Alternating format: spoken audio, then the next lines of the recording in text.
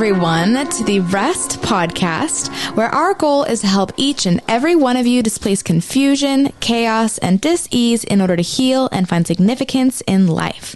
I am your host, Natalie Williams, and I am here with the author of the Reconstitution Method for Healing and Rest, Virginia Dixon.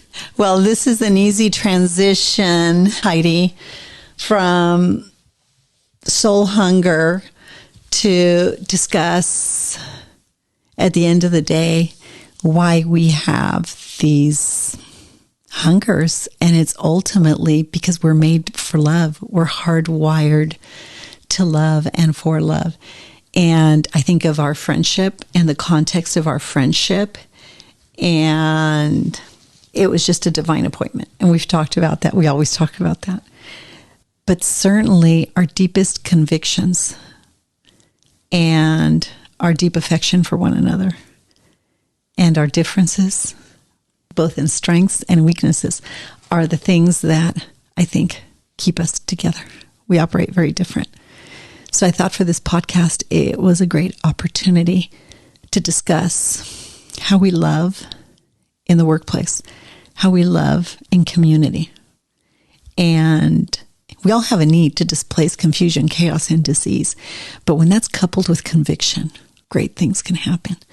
And the dream of Living R.E.S.T is that, I think, a great thing that we dreamt up years ago, then it's starting to materialize. So welcome, and I'm so happy you're here. Thank you so much for having me. Great to be here. So listening to the podcast you just recorded with Natalie, it was such a wonderful, practical conversation. And I love these conversations that allow you to infuse these principles into a way that can be translated into practical application. So these principles and these values and virtues are so incredible, but a lot of us need that practical application of how do I start to implement this? How can I start to think this way? How can I start to discuss these principles in my relationships or in the context of my work life or with my clients or with my patients or with the world around me? How can we start to infuse this into our everyday life so that it has the best impact in changing us and changing those around us? So I loved the conversation with your last podcast because it was the epitome of this living rest at work in someone's life being played out. You know, she's engaging you in learning these principles, but applying them in her own life and in her own relationships. And it's always painful. It's difficult. It requires vulnerability, and it has to be done without judgment and condemnation, but with a judgment that is discerning, right? And it's interesting you said that because I think part of that has to come with understanding the limitations that I have and really understanding how this translates in her life. But the beautiful part is that there are those people that I might not agree with, that I might not see the same things, but she can identify with them and they can identify with her, and she can weigh out the truth and test the truth or not of these principles. And she has to make those decisions ultimately with herself and her deepest convictions and with God. And so the invitation to seek counsel also, or to seek conversation, I should say. We can have conversations without seeking counsel. We can have a conversation for information. Mm-hmm. We can have conversations because we're questioning our view and our judgment of something. So I think going to people in her age group, our listening audience, Heidi, I don't know if you know this, is between 22 and 47 years old, which I was shocked about, to be frank with you. Yes and no. I should say what's more accurate is I was encouraged by, because I know that for us to deal with the magnitude of the problems that we're facing, it's that demographic we need to engage in conversation with, good, bad, or ugly. And it's that generation that we need to say, come, let us reason together without addressing issues, without attacking the person. It's one of the key things I've said to my kids. Address the issue. That doesn't mean berating another person. It's a matter of fact, if you're berating somebody else to make your point, then that means you're deeply conflicted within yourself. And in my quest and in my hunger, as we know, we talked about last time, was for justice. Sometimes that can be a really fine line for me. So I have to keep my mouth shut, or I have to be careful. So for Natalie, she has to be careful too, because she can compromise really quickly, right? When your hunger is for intimacy, you're going to make compromises really quickly, because we want to protect that hunger. We want to satisfy it immediately. She doesn't want to wait on God when your hunger is for intimacy. You want to take things into your own hands. When your hunger is for justice, like mine is, we take things into our own hands. We don't want to be long-suffering and give people the grace to kind of come into agreements, right? But you and I find so much value in understanding the function, for example, that knowing what your soul hunger is has in healing, right? And developing coping mechanisms to facilitate healing or to prevent disease. That's where you and I converge, right? In the psychoneuroimmunological function of rest. I know you went to a lecture that we were so excited about. Tell us about it. Yeah, so this week I went to see Jordan Peterson, who I'm a big fan of and love listening to and love his work and his books, and the impact that he has just astounds me. And it was about an hour and a half monologue. And the thing that he ended with at his talk really compelled me. He said, what we all yearn for is to be put at the edge of our capacity. And I really found that to be compelling, because I identify with that. And I think what I took away from that is we all yearn to become better and to evolve and to grow and to develop. And if we are being pushed at the edge of our capacity, we have nothing else to do but to grow. And in every capacity of our lives, that could be applied to. So in relationships, in our jobs, in our political spheres, in our educational spheres, in our communities, in our families. If we are put at the edge of our capacity, we are being forced to grow and to evolve. And I think that's the precedence of this in today's time couldn't be any better, because we're seeing the collapse of so many entities in our civilization today. And so in order for us to evolve and grow, we have to become better.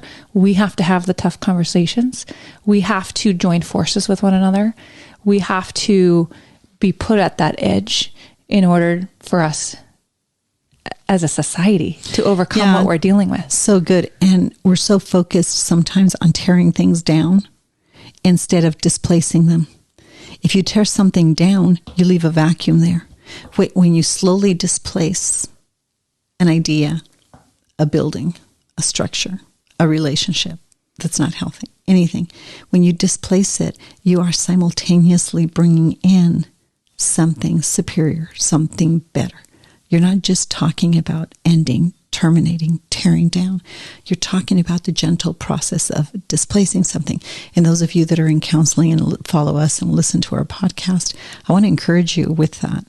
And hopefully this is filling in some of the gaps, because our intent for doing this, our intent for having discussions around rest, is to displace confusion, chaos, and disease. It's not to tear down. It's not to combat. It's not to talk about what I'm against. It's to make a case and a mass appeal for what I'm for. And Jordan Peterson, I think, speaks with great conviction what he's for. And he does address clearly the things that we need to stop doing but that's displacing with something else. Absolutely. While you were speaking, something struck me. The edge of our capacity. Why do you think he can speak with so much conviction about reaching, and we must face the edge of our capacity? I think because when you face the edge of you or your capacity as a human, you then have to tap into what God has created you to be. And you have to acknowledge that you're human and that you're broken, confused. And so in order to reach your full capacity, you have to tap into the very presence of God. And before any of us does that, though, don't you think we have to face our limitations? Right. Right? We have to see our limitations for what they are and not be afraid of them. Right? And we have a society that likes to focus on our limitations, but we're so much bigger and stronger and better. And it's because of our limitations that we have strength. Or hide them with affirmations. Sometimes I think limitations are often hidden with affirmations. Affirming something doesn't mean that you're not subconsciously very aware that that's probably never going to happen. And so the affirmations aren't productive beyond making you feel good for a moment. You've got to fix your limitations. Something that struck me while you were talking about the edge of capacity, the only reason anybody can speak to that like he does is because he's reached the edge of his capacity. And we all know he had a breakdown. And he became dependent on meds. And he lost a 24-year-old daughter. So we reach the edge of our capacity with suffering. But things don't have to be that drastic. We don't have to wait to those horrific ends or those traumatic ends to face. But sometimes if we're not willing to be humble and to see where we're bleeding, we'll begin to hemorrhage. And life has a way of bringing us to those places. But I always talk about that as being the beauty in the ashes. But I think his influence comes from being honest about having to face the brokenness, not just in people, not just in the world, but in himself. Mm-hmm. But his courage to do that invites us all to do that, in each faith. It's the expression of faith and the beauty of faith. And I think when we reach our capacity, that's when God shines, right? That's when his unlimited capacity can start to come in and influence and take over. And ultimately, we're going to reach the highest level and the highest good when we can acknowledge that. Exactly. Just by way of encouragement to those listening, if you're finding yourself at the crossroads of making very difficult decisions and you've avoided them because you know they're going to inflict pain on you and others, that may be the edge of your capacity. I have faced situations like that over and over. There are some that are still before me. Natalie, in the last segment, I had to gently say, hey, I think you're reaching the edge of your capacity, and I can see that you're about to unravel. Do you want to talk about it? What's going on? And the mere fact that I just asked her that question just melted her, because she knows that I know that I know. I just don't talk about it. And I could see that she could see that I could see what was happening. But I wasn't invited into that conversation until I saw it affecting her in a way that did have something to do with the team, with us. Then I knew, okay, the loving thing to do here is to say, hey, do you want to talk about this? So when we see each other and when we see those we love at the edge of their capacity, I think that quote is inspiring because it's an opportunity for growth. And there's also the likelihood of great conflict that'll come with it, because people can be overwhelmed by the light that comes with facing those dynamics. So it can be terrifying. But we're also not meant to do that alone. No. So the fact, just the example of you stepping in and saying, I'm a safe place to have these conversations, and I'm going to walk with you through this. We're not meant to do that alone. And I think a lot of people need to realize if you've been suffering alone, you don't have to.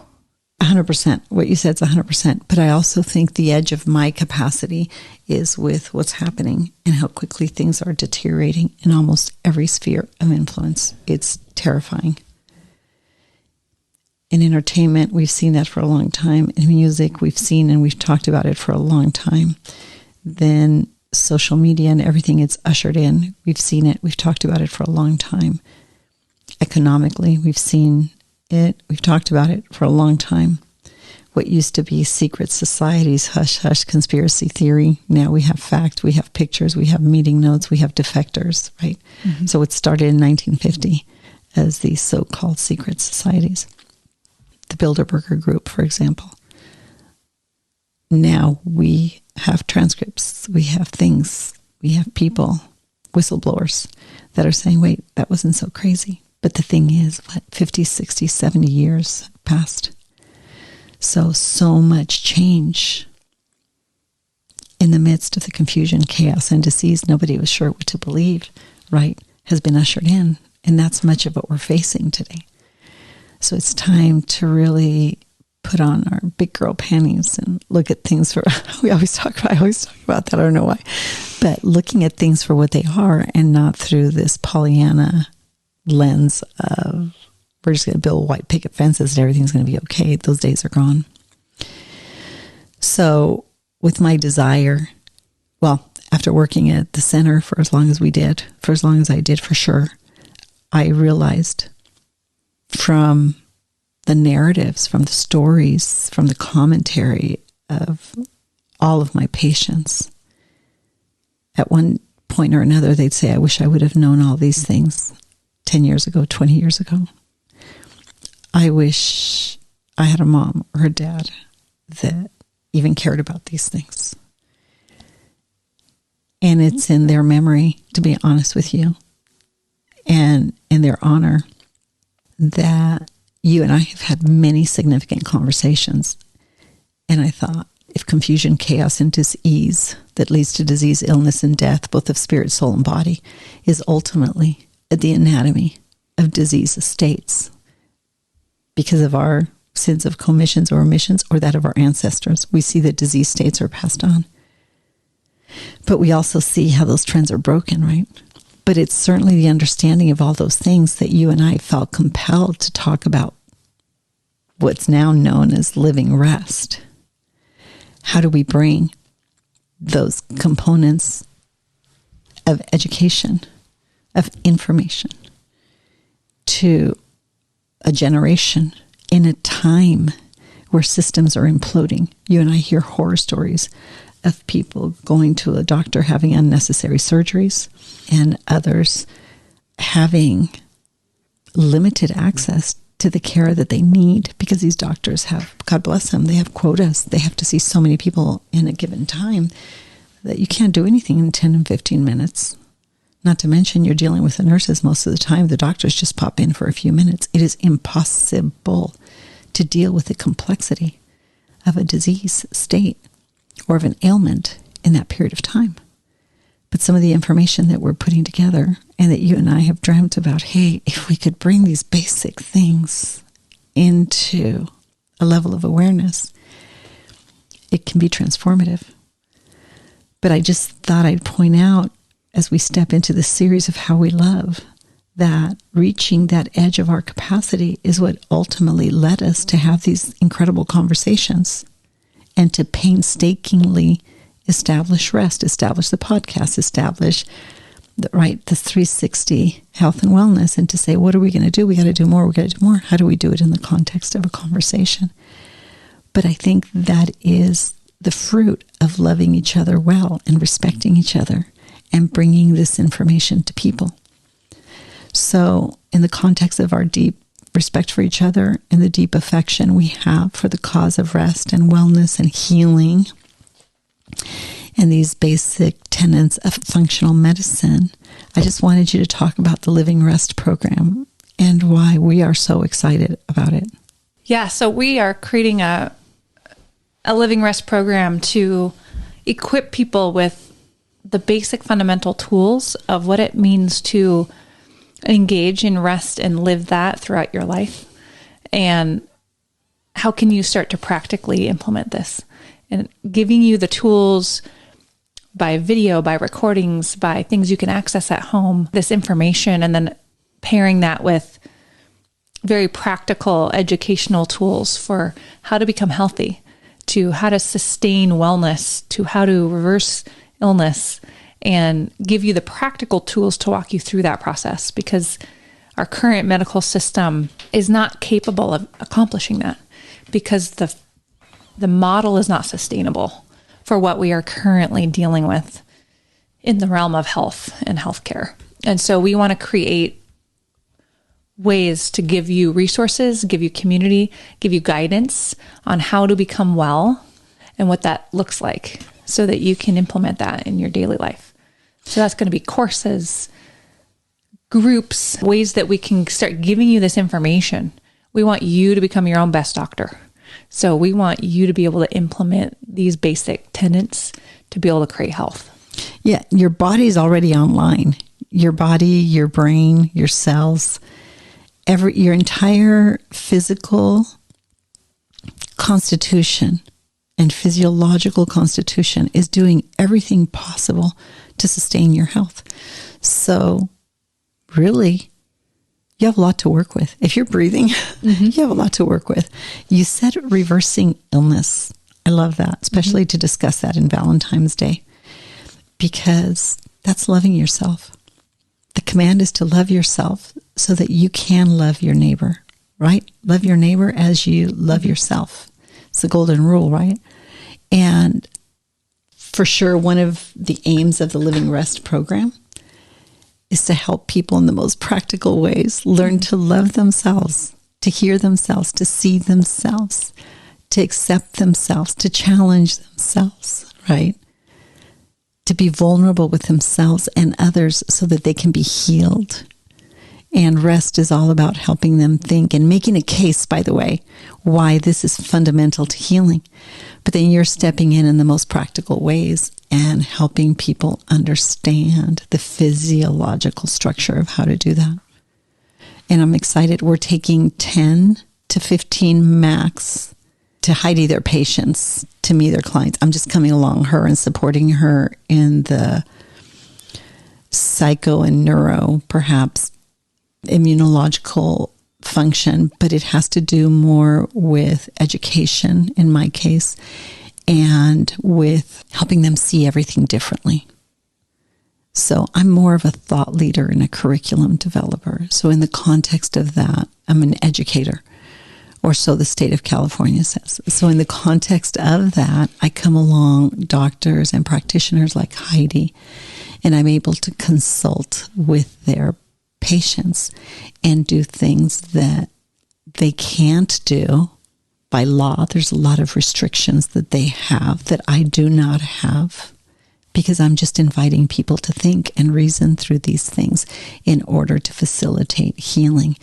And the biofeedback resources that we have, they're just congruent with the narratives and the stories that people have. So this is more something they put to take their pulse and see what the consequence of what they're going through is. And again, to be able to get very specific about what the boulders are that are hindering their healing. Yeah, we can so easily identify what is the body holding on to? What are the organ systems and tissues? Why are they becoming dysfunctional and not working properly? There's so many reasons that we can start to unpack. But when we can identify where these stressors are on the body and how to release that stress and get the body back into a place where it can heal itself, it's really balance that we're trying to achieve. And a perfect example, Heidi mentioned examples. I had an encounter with something very, very dark in the middle of the night, and it was kind of traumatic, not unlike things I've seen. It wasn't anything happening to me, but it was something I was witnessing. And in fact, it was terrifying, if you will. So sure enough, the next day, what did I experience? Bladder infection. Bladder infection. Mm-hmm. And the bladder has to do with loss of territory and a number of other things. But that's in fact what was infringed upon, this real estate of rest, this place of peace, this sanctuary that has spiritual, emotional, and physical implications. So what did my body do? It immediately responded by attacking, right? Or by, it's not so much attacking. Well, an energy disturbance in that organ. That's right. And when you get a disturbance, you then can get bacteria overgrowth, and now you have an infection. And it only because it senses harm. It took an insult or a stressor to that one organ. The next day, Heidi, and I'm always experimenting with these things, right? I did a scan, an EVOC scan, and the number one thing was aura has been pierced, psychic attack. So there it is, the very thing that I witnessed that had spiritual implications. That, by the way, it was in the context of another person with a language and words. No mistaking what I was witnessing. My body registered that trauma. So when I was able to release it through the scan and through even conversation, the reason I ran the scan was I'm always trying to prove to myself that what I'm doing, I'm on the right track, right? I'm always testing and making sure I'm on the right track. But when that reality was met with the trauma that was stored in my body, what did my body do? It released it, because my conscious mind, my unconscious mind, and my anatomy all came into alignment, and there was no more fear. And it released the trauma from my body, right? I knew I was okay almost immediately after I woke up in a cold sleep. My body still registered the insult, as you say. Mm-hmm. But what was amazing, Heidi, was the next day to see what was the consequence of what I experienced in my body. And there it was, registered. And not just that, every other reading that it gave me was an explanation of how I responded, what my view of it was. And that whole hunger for justice to rise up and say, no way, this won't have the final word. But everything registered in my body was congruent with that. So when we talk about the fruit of our convictions, bringing this kind of information to people in the context of our own stories and in the context of what we're seeing with clients and with your patients and with the patients of other doctors, I have data, information that backs up what we're witnessing, what we're seeing. So I think that's what compels us, not drives us, but it really compels us to continue this conversation. And the fact that you can take something as simple as a bladder infection and start unpacking what else could be contributing that I may not be aware of on a physical level. That's right. There's so many other impacts that we have that are manifesting to our physical bodies that aren't just purely physical. We're so used to just dealing with biochemistry and trying to manipulate it to try to get a symptom to go away. There's not a pill for these things. But what were all the factors involved? That's right. And you were able to reason through so many more things that made this circumstance. And I took basic over-the-counter remedies, and just like that, yeah, you didn't need okay. Antibiotics that will alter your entire microbiome and cause additional problems. We have very simple methods to be able to address some of the physical imbalances. So in 12 months, this is what we're trying to bring people into these conversations. I hope that wasn't too abstract.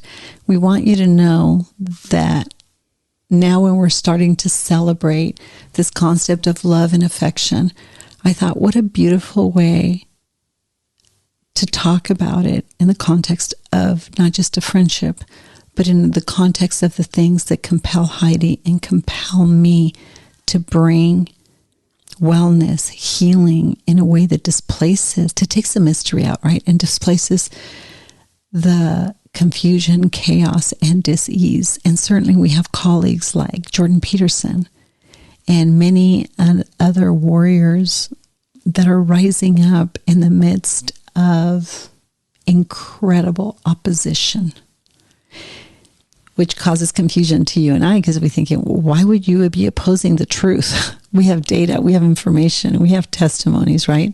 Why would you be assaulting someone that is speaking the truth? So it becomes obvious that we're battling things outside of reason. And the only reason those things perhaps would be under attack is because they stand to gain something. So here's a question. What do the powers that be stand to gain?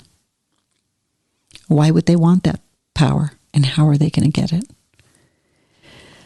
So that compounds the confusion until we ask those hard questions. So we want to invite every one of you to step into a place of rest, relational, emotional, and spiritual truth, and ask yourself the hard questions. Natalie talked about it in the last segment.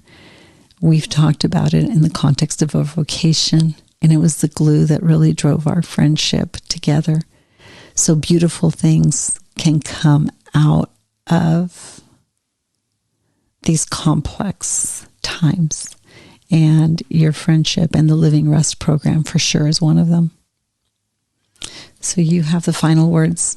Yeah, so we invite you to take part in any and every capacity that you're interested in, but we want to be available to guide you, direct you, empower you to learn about these fundamental principles and how they can impact your life and really empower you.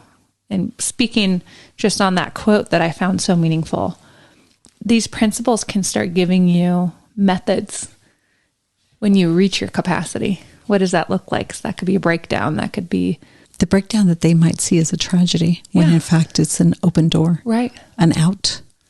Exactly. But we don't want you to have the breakdown. We can catch it before the breakdown. So as you're listening to this and you listen to, we have many, many listeners to our podcast all over the world now.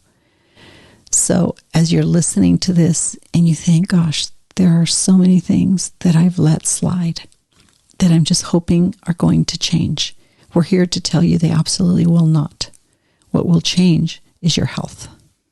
So rise up, have strength and courage to face the edge of your capacity and thrive. And the situation may not change, but you change and you become able to conquer or overcome that situation. And love is a catalyst to it all. It's what drove us together to discuss these things.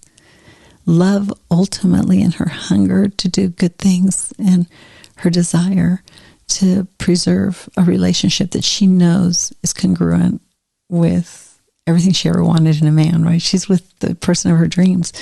But she had to face the edge of her capacity and ultimately ways in which Natalie did, right? Mm-hmm. Which we manipulate and we rationalize things that are not sound.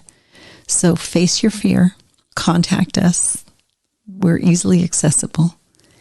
And we're going to build a community of people who want to live in a place of rest and bring healing to themselves and their children, their families, their workplace, and people in their spheres of influence.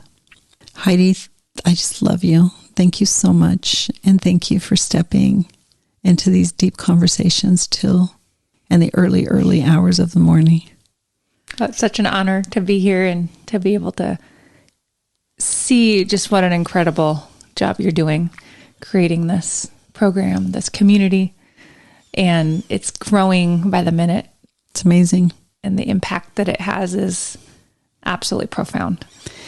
It's growing because it's the truth. Mm-hmm. And as you well know, it takes the team, and you're part of the team, and I'm just beyond grateful. And it's growing with really significant tipping point people of influence. So we're thankful. I can't wait for the book to come out because it's the beginning of a conversation that I think can expand the limitations of where we find ourselves. It can help us dream again and hope again in the midst of really dark things. So the darker it is, the brighter that spark's going to shine. And you're creating tools, resources, and community. Yes. In that process. And I think that's it. people need to be aware that this is a community of like-minded people that are spurring each other on. Time, talent, or treasures. Heidi and I need them all. So go to the button up on our website and send us information and rally with us at whatever capacity you see fit. But thank you, Heidi. Thank you so much.